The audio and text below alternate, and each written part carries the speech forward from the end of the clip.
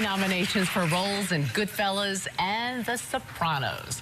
And as if that weren't enough, she's also inspired mafia bosses the world over to work on their anger issues. Now, she's returned to primetime as the brash and beautiful Angela Rizzoli on the hit show Rizzoli and Isles. Please help me welcome Lorraine Bracco.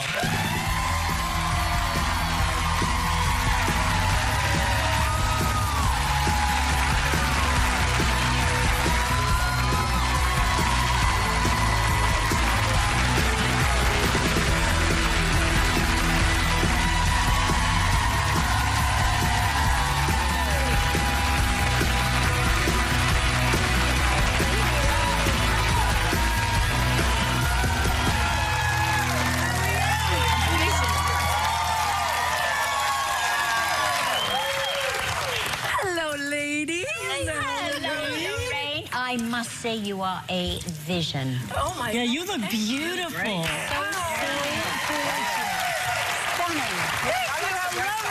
That's a great color on you. Thank you. Now, we were talking about little Justin Bieber. Yes. That little boy, 17. Little boy, 17. What do you think about his plans to get married at 25? You know, I think, you know, what happens is we're on such a fast track that he thinks 25 is 55. Just the way we at 50 think we're 30. That's right.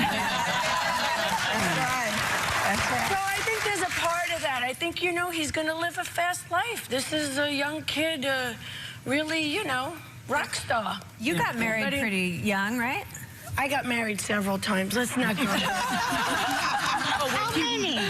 Twice. Well, when you were only 24, you had your first daughter. I had Margot, yes. I mean, who's 32 right now.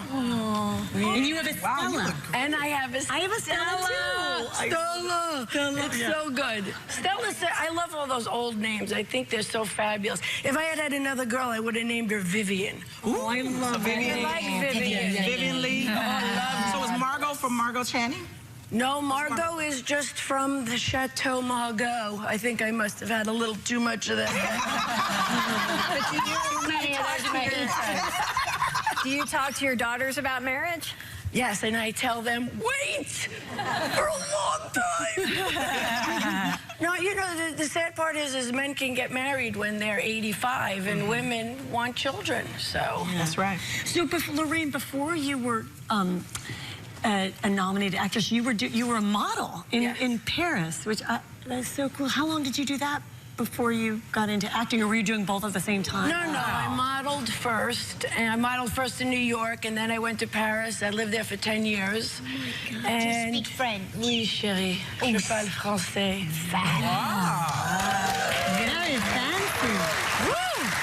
I have to laugh because when I lived in Paris, people would say, where are you from? And since I'm born in Brooklyn, I would tell everybody in France I'm from Marseille, because that would be the Brooklyn of France.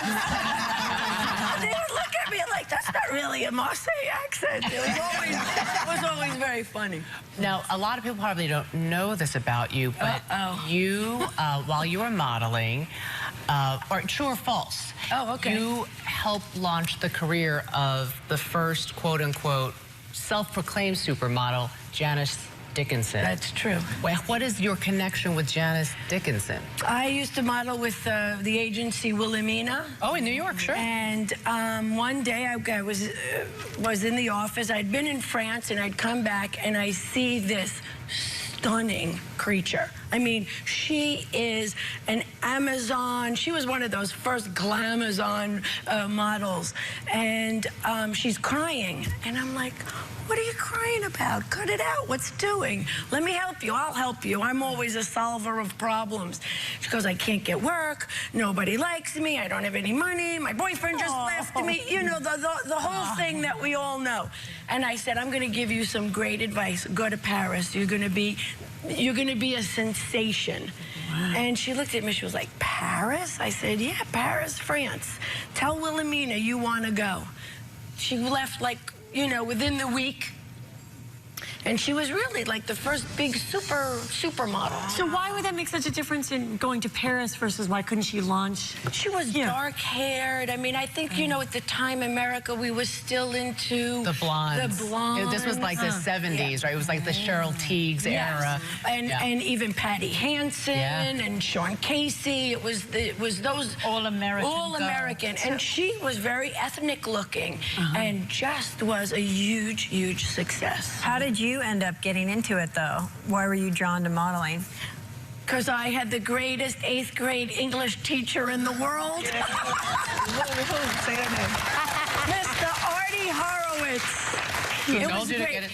Yeah, because he, you know, 8th grade, 9th grade, he was like, what do you want to do, Lorraine, in your life? Everybody was getting ready to go to college, and I was going to secretarial school. And he said, what do you want to do? I don't want to be a model. Excuse me? I don't want to be a model. And he said, well, why don't we just find out if it could happen? And so he made an appointment for me to go see Wilhelmina and called my parents, talked to my parents, and said, I'm going to drive her into the city, which he did. And I can't believe he got a parking ticket and a bird pooped on his head. Oh. But he believed in you, though. But he believed in me, and I walked away with a contract. More with Lorraine Bracco when we come right back.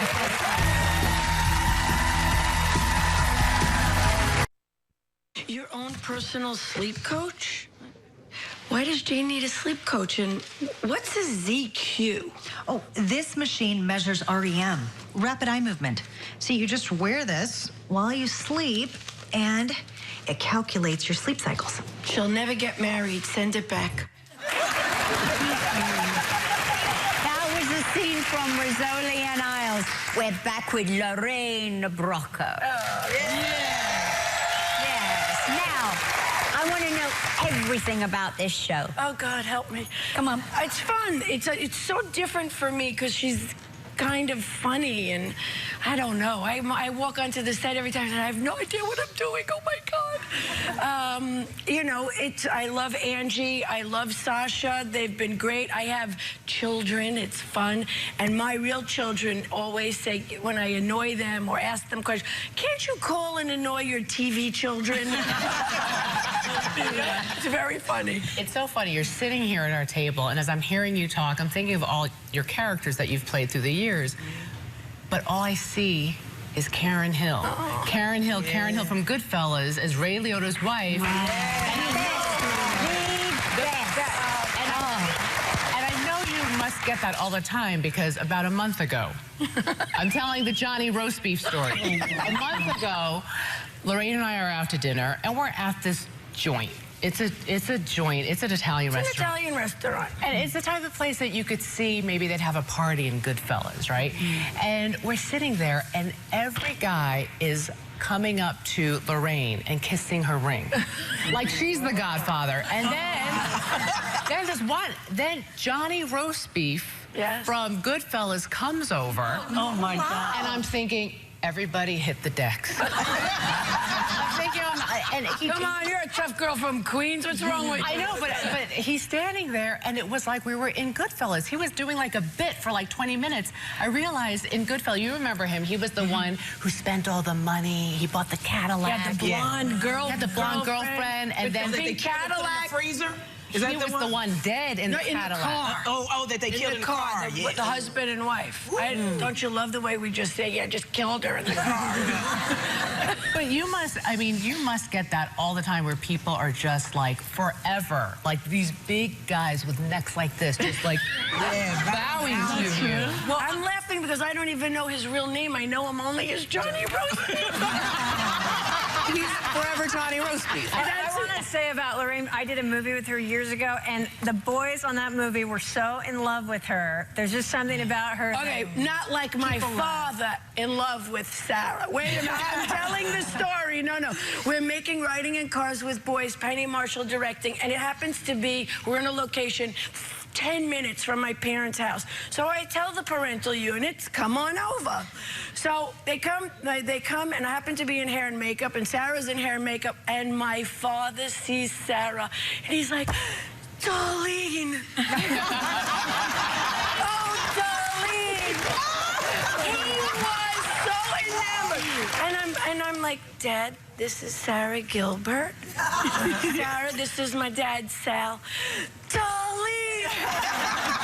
And finally, at the end of it, I say, if you call her Darlene one more time, he could not get her character out of her. He's watched her for years. Sweet. And it was so sweet. I loved that. Very sweet. So what was it like to kiss Ray Liotta? That's what I want. I like to kiss all my leading men. Really? All right, who was the best kisser you've had so far? Truth. Come on. No porkies. I want the truth. I'm going through them. Wait a minute. Let me. Was it Tom Berenger, Sean Connery? I don't know. That's rough. Now, Lorraine, I know Tried to get a feel, though. That was always good. That's what we want to know. Yeah. Oh my God. Lorraine, I'm such a huge Sopranos fan, and I noticed, like, watching the show through the years, your skirt as Dr. Melfi got shorter and shorter. Is that true? Or is that my imagination? Well, listen, rumor goes that Jimmy used to ask Juliet, who was the costume designer, to make them shorter. James Gandolfini I would go in and ask, you know, you have to keep them long. I'm getting a lot of, people are yelling at me. The whole psychiatry, you know, of America is like, you know, what can you, their skirts are too short. And then I realized one day he's going in there, can you make them a little shorter? Can you make them a little You guys have sexual I thought that tension was or something? you know, he needed something. He needed, you know what I mean? That's what I. And why not you? Why not you? Is he a good kisser? Yes, Did they Jimmy was a good kisser. I think we kissed in a dream sequence. Oh, that's the best kind of kiss. Yeah, because anything is allowed. Yeah, because this used to go, it's a dream sequence, it wasn't me. Okay, so I happen to be a big fan of yours from SNL, and my favorite character you ever did. I always say I'm 50 with postage and handling, but you did 50 stretching and kicking, which I love that character. It was the best. My sister used to go around and do this all the time. I'm 50 and I can stretch and kick. Lorraine, we love having you come here. Come visit us again very soon. Lorraine Bracco. The summer finale of Rizzoli and Isles airs tonight at 10 on TNT. We'll be right back.